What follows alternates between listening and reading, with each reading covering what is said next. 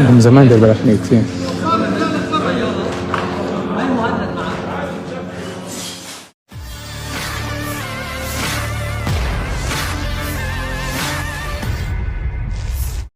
Tentara Israel tidak hanya melarang hewan kurban dari luar masuk ke Gaza, bahkan hewan kurban yang ada di Gaza ditembak mati.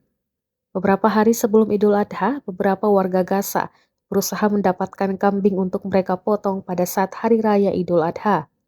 Namun upaya mereka untuk menjadikan kambing sebagai hewan kurban gagal terlaksana.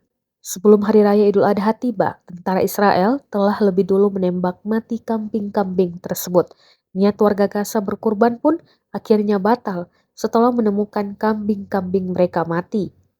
Pendudukan di Gaza mengeksekusi hewan, memperburuk kelaparan di wilayah utara, dan mengurangi ketersediaan domba untuk Idul Adha lusa. Tulis akun Instagram Aeon Palestine pada Jumat 14 Juni 2024 lalu.